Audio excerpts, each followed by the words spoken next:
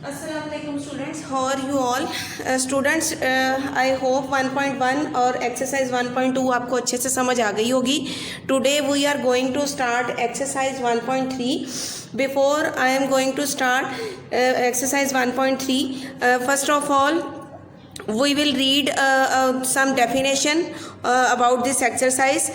Open your book page number 8. जैसे ही मैंने highlight किया हुआ है ऐसे ही आप लोगों ने भी इन डेफिनेशंस को हाईलाइट करना है और इनको लर्न भी करना है. पेज नंबर 8 पे पहली डेफिनेशन है टाइप ऑफ सेट.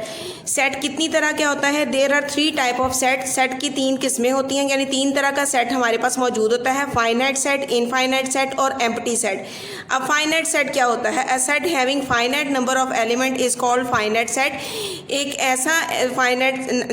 ऐसा सेट जिसके अंदर नंबर ऑफ एलिमेंट फाइनाइट हो उसको फाइनाइट सेट कहते हैं. फाइनाइट का मतलब क्या होता है कि जो ख़त्म हो जाए, जिसका हमें पता चले कि इसके आगे कुछ और नहीं आएगा, उसको बोलते हैं फाइनाइट सेट. इनफाइनाइट सेट, इसकी ये देखिए एग्जांपल भी दी हुई थी. A is equal to set of natural number less than 10, यानी आपने नेचुरल नंबर लेस दैन 10 के सेट बनाना है तो 1 से लेकर 9 तक जस्ट आप काउंटिंग लिखेंगे, आगे आप नहीं लिखेंगे. Infinite set, a set having unlimited number of element is called an infinite set. एक ऐसा सेट जिसके अंदर एलिमेंट की तादाद अनलिमिटेड दी हो, कुछ पता ना हो, आगे डॉटेड फॉर्म दी हो, उसको बोलते हैं infinite set. For example set of counting number. Example उन्होंने दी हुई है सेट ऑफ काउंटिंग नंबर. अब आपको ये पता है कि काउंटिंग नंबर 1 से स्टार्ट होते हैं और कहाँ तक चलते हैं ये हमें कोई पता नहीं, तो यहाँ पर उन्होंने 1 से लेकर 5 तक काउंटिंग लिखी और आगे डॉटेड फॉर्म के अंदर उसको शो कर दिया. ये आपने याद रखना है कि जिसके आगे डॉट डॉट लगे होंगे वो होता है इनफाइनाइट सेट, और जो कंप्लीट ख़त्म हो जाता है, आगे क्लोज ब्रैकेट आ जाए, कोई डॉट ना आए, तो वो होता है फाइनाइट सेट. नेक्स्ट डेफिनेशन दी हुई है एम्प्टी सेट की. A set having no element is known as empty set और नल सेट. एक ऐसा सेट जिसके अंदर कोई भी एलिमेंट ना दिया हो उसको कहते हैं नल सेट या एम्प्टी सेट. अब ये कैसे होगा ये देखें, अगर मैं यहाँ पे बनाऊँ इसकी एग्जांपल, तो इसके अंदर मैंने कोई एलिमेंट नहीं लिखा, तो ये क्या बन जाएगा? नल सेट बन जाएगा या एम्प्टी सेट कहलाएगा. अब हम इसके साथ ही चलते हैं एक्सरसाइज के क्वेश्चंस की तरफ.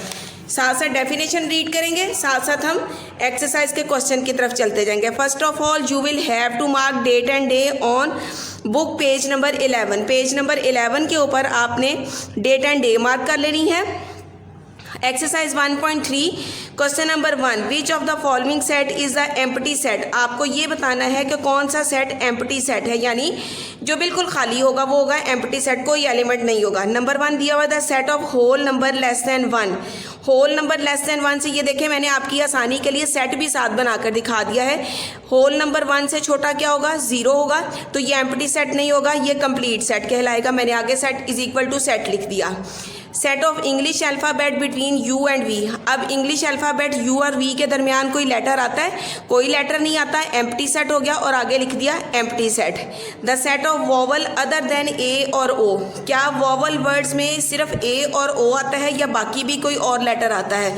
तो ए और ओ के अलावा ई आई यू होता है, तो ये भी एक सेट बन गया. Next, the set of natural number less than 1. 1 से छोटा कोई नेचुरल नंबर होता है, ये मैंने आपको चैप्टर शुरू करने से पहले बताया था कि नेचुरल नंबर 1 से स्टार्ट होते हैं, तो नेचुरल नंबर 1 से छोटा कोई भी नहीं होगा, एम्प्टी सेट आ गया और आगे मैंने लिख दिया empty set. The set of even number which are called odd number. क्या कोई ऐसा इवन नंबर है जो ऑड भी हो?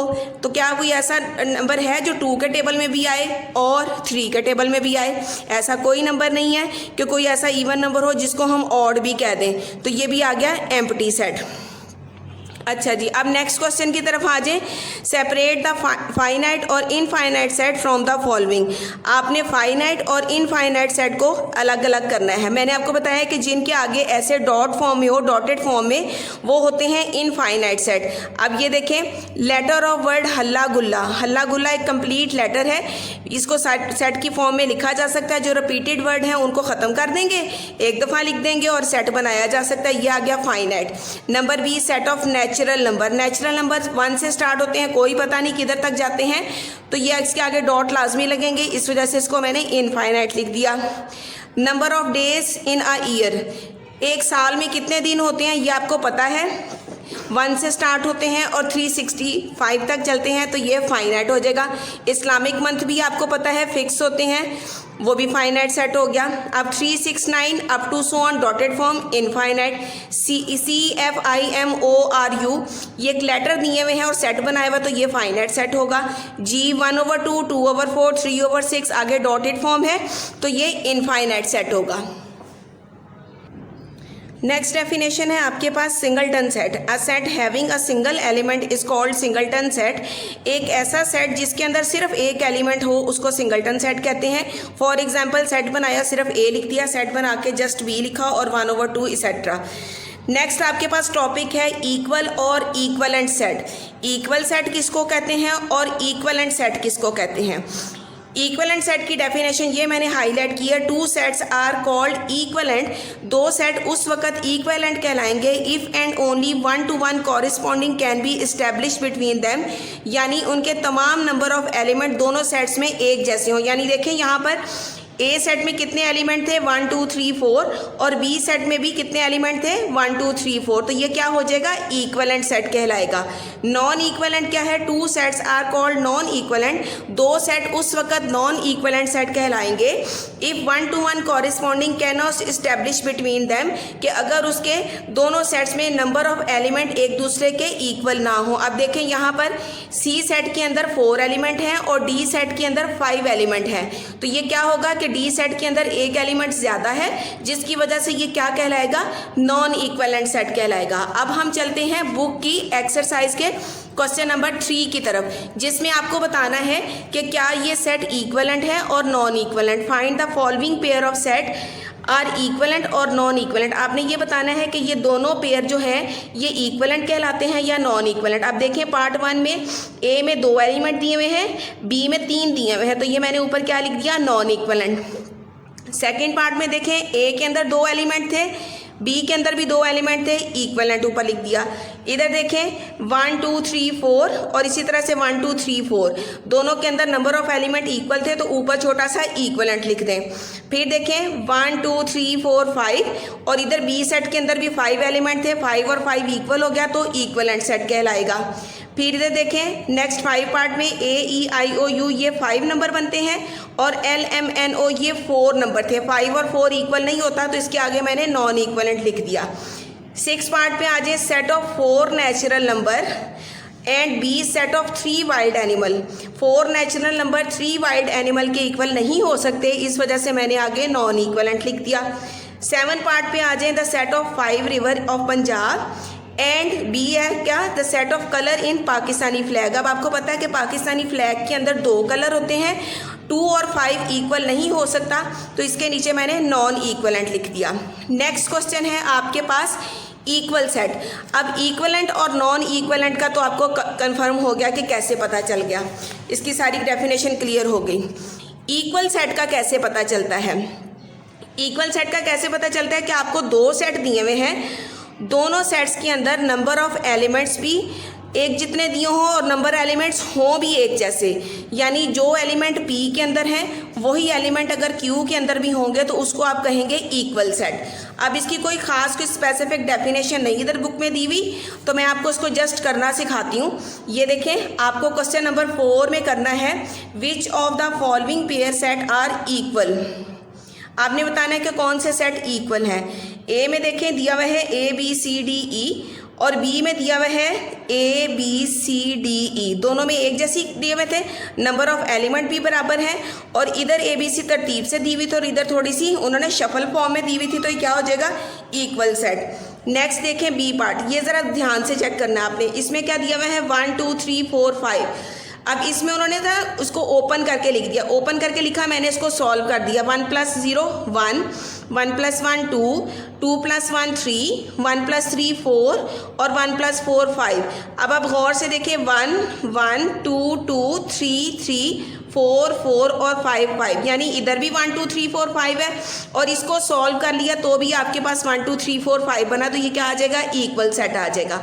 इसी तरह से इसको मैंने किया, नंबर 3 वाले को 0 1 2 3 4 दिया हुआ था, इनको मैंने माइनस कर दी क्योंकि दरमियान में माइनस का साइन था। 6 में से 2 माइनस किया 3, 5 में से 1 माइनस किया 4, 4 में से 2 माइनस किया 2, 3 में से 1 माइनस किया 2 और 2 में से 2 माइनस कर दिया तो 0।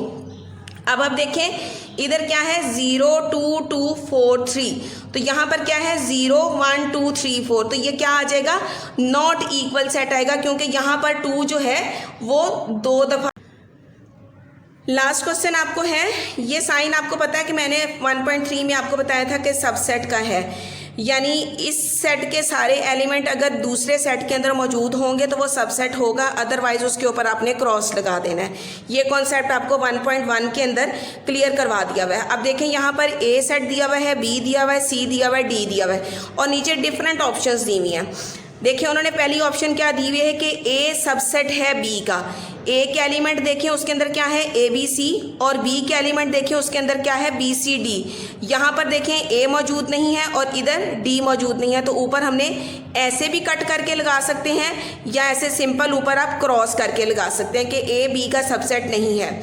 सेकेंड पार्ट पे आ जाए बी और डी। बी और डी को देखें, बी के अंदर क्या है बी सी और डी, डी के अंदर क्या है ए बी सी डी, यानी बी के जो सारे एलिमेंट हैं वो डी के अंदर मौजूद हैं, तो इसका मतलब क्या है कि बी डी का सबसेट है, ये टिक लगा दिया। नेक्स्ट सी और डी, सी के अंदर क्या है सी डी ई और डी के अंदर क्या है ए बी सी डी, इसके अंदर ई एक्स्ट्रा है, तो इसका मतलब क्या है कि सी जो है वो डी का सबसेट नहीं है, ऊपर क्रॉस कर दिया। नेक्स्ट है आपके पास, बेहतर वैसे आपके लिए है कि आप इसको ना ऐसे कट करें क्योंकि ये सबसेट का सही साइन यही बनता है, ऊपर क्रॉस मत लगाया करें। नेक्स्ट है ए और डी। ए आपके पास क्या है ए बी सी और डी आपके पास क्या है ए बी सी डी। क्या ए के सारे एलिमेंट डी के अंदर मौजूद हैं? यस, ए के all elements are in set of D, so A is the subset of D. ये मैंने ऊपर टिक लगा दिया।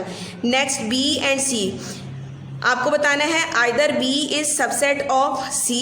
बी के अंदर क्या एलिमेंट है बी सी डी और सी के अंदर एलिमेंट है सी डी ई। आप देखें कि बी के सारे एलिमेंट डी के अंदर मौजूद नहीं है, तो it is not proper subset. Next देखें सी और ए। सी आपके पास क्या है सी डी ई और ए आपके पास क्या है A B C.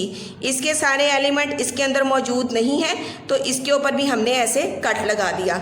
I hope ये सारी एक्सरसाइज आपको समझ आ जाएगी। ये कंप्लीट एक्सरसाइज आपने ऐसे ही बुक के ऊपर नीट राइटिंग में सॉल्व करनी है, कोई भी काम इसका रजिस्टर के ऊपर करने वाला नहीं है। मैं आपको इसकी इंडिविजुअल पिक्चर भी सेंड कर दूंगी। इसके बाद भी अगर कोई प्रॉब्लम हो तो आप मुझसे कांटेक्ट कर सकते हैं। Thank you.